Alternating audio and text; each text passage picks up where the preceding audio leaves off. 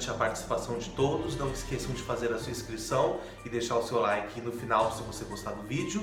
E eu vou colocar para vocês agora uma matéria que mostra uma realidade com os imigrantes aqui em Portugal e alguns brasileiros também que vivem aqui em Portugal, que estão passando por problemas aí financeiros. A matéria mostra e fala exatamente esta realidade que tem acontecido aqui, né, gente? Eu já tenho falado isso muito aqui no meu canal e muita gente duvida, muita gente não acredita. Então, já que você não acredita em mim, ouça esta matéria e tire suas conclusões de quem tá falando a verdade e de quem inventa, né? Quem inventa coisas que não existem sobre Portugal. No finalzinho, se você gostar, deixa o seu like e se inscreva no canal. Gente, eu vou colocar a voz do Google, tá? Para que seja mais fácil, para que todos vocês ouçam, tá? A matéria. Não é sempre que eu faço isso. Quando tiver uma matéria desse tipo, a gente vai colocar a voz do Google aqui para poder falar sobre o assunto. Dá uma olhadinha. Braga, o falso Eldorado dos imigrantes brasileiros.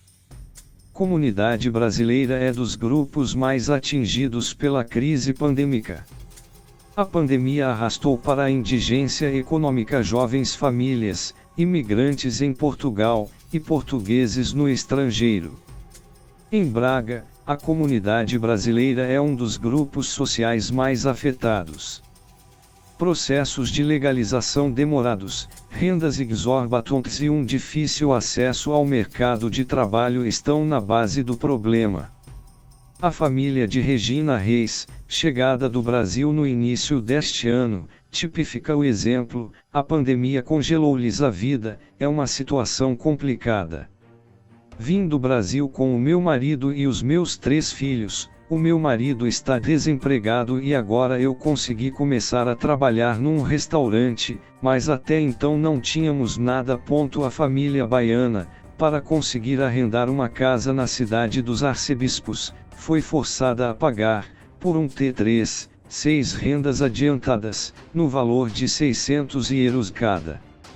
A mesma família que, no início do ano, possuía economias suficientes para emigrar e pagar 3.600 euros de rendas, agora recebe ajuda alimentar, roupa e material escolar do projeto Virar a Página. O número de histórias semelhantes multiplica-se exponencialmente desde o início do ano. Há famílias que, após meses de espera, ainda não se conseguiram legalizar. Isabel Pontes, voluntária do Virar a Página, relata situações de dezenas de famílias brasileiras que perderam os rendimentos devido à pandemia e a quem a instituição Virar a Página presta apoio. Há famílias que após meses de espera, ainda não se conseguiram legalizar, ou perderam os empregos precários, na restauração, e que agora, sofrem imenso com a perda de rendimentos. Trabalhadoras sexuais, sem condições de sobrevivência, a quem foram aumentadas as rendas durante a pandemia, enfim. A lista é interminável, desabafa a voluntária Alminho. Helena Pina Vaz, coordenadora do projeto, reafirma: há pessoas que, nas cartas de Natal deste ano, nos estão a pedir de presente a legalização ou o trabalho. É importante salientar, também, que assim como ajudamos dezenas de famílias imigrantes, também muitos fazem parte das nossas fileiras de voluntários. O projeto Virar a Página apoia cerca de 300 famílias diariamente, com alimentos, roupas e materiais escolares. Indigência em Portugal aumenta brutalmente. A linha 144, Linha Nacional de Emergência Social, recebeu mais chamadas nos primeiros 6 meses do ano, do que em qualquer ano anterior. As mulheres são a principal silhueta da pobreza em Portugal. A pandemia arrastou famílias, emigrantes e imigrantes para a indigência econômica, por todo o país. A Linha Nacional de Emergência Social, 144, é utilizada em situações de extrema pobreza. Recebeu mais chamadas nos primeiros 6 meses deste ano, do que em qualquer ano a partir de 2015. Tocou 167 mil vezes. Um aumento exponencial, em comparação com o ano anterior, que, em 12 meses, registrou 101 mil pedidos de apoio. As áreas do país com mais solicitações são Lisboa, Porto e Setúbal, seguidas de Faro, Coimbra e Braga. O perfil dos requerentes da linha 144, pessoas sem teto ou em condições de pobreza agravada e no limiar da sobrevivência, alterou-se. As famílias, em graves dificuldades econômicas, passaram a ser os principais requerentes da linha 144, nos primeiros 6 meses de 2020. Apesar do número de pedidos a título familiar superar o número de pedidos a título individual, a mulher solteira continua o grupo individual e social mais vulnerável no país. A Segurança Social revela que alguns prisioneiros, incluindo, possivelmente, reclusos a quem o governo prestou anistia nos alvores da pandemia, saindo em liberdade, mas sem acolhimento por parte das suas famílias, ou sem famílias para os acolher, radicarão na pobreza extrema. Cidadãos portugueses no estrangeiro e cidadãos estrangeiros em Portugal, partilharão o mesmo fado. A violência doméstica, parceira ajusante da pobreza, sofreu um aumento significativo desde o início do ano. Nas palavras da instituição, cresceram as situações de pessoas a quererem regressar aos seus países e neste sentido foram desencadeadas respostas de emergências, bem como de cidadãos portugueses a regressarem a Portugal em situações de grande vulnerabilidade. Somou-se a situação dos reclusos que saíram em liberdade, e que muitas vezes não tinham rede de suporte, ou a sua rede não os acolhia.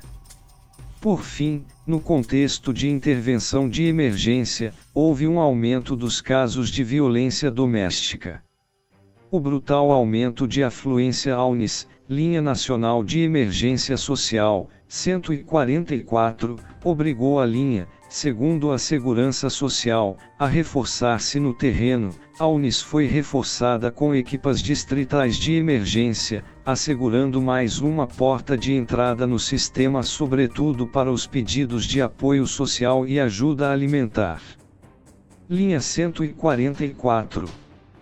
A linha 144 acudiu, direta ou indiretamente, desde 2015, a cerca de 75 mil portugueses, que beiravam a pobreza extrema e impediu que se prolongasse situações de sem-abrigo ou mendigagem em Portugal. A Segurança Social financia 8 centros de alojamento de emergência social e 931 camas em centros de alojamento temporário. A linha funciona 24 horas e está aberta a qualquer pessoa em Portugal. 144, Linha Nacional de Emergência Social. Banco Alimentar. O flagelo do desemprego e do emprego precário provocou um aumento substancial no número de pedidos de apoio alimentar. O Banco Alimentar recebeu em 3 meses 60 mil novas solicitações de apoio contra a fome.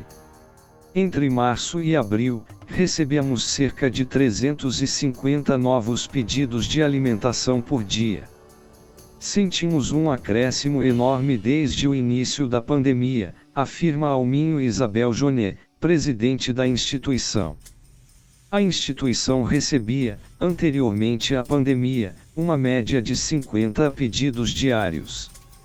O Banco Alimentar alimenta 440 mil portugueses diariamente. Isabel Joné refere que a instituição está a apoiar famílias da classe média/baixa, com a vida financeira, anteriormente, organizada, com filhos e em idade laboral. Pessoas que estão a enfrentar a pobreza pela primeira vez. A presidente do Banco Alimentar acredita que as perdas de rendimentos, derivadas do layoff e dos empregos precários ou sem vínculo contratual, incapacitarão muitas famílias. Isabel Joné sublinha também o papel dos imigrantes nos novos indigentes em Portugal.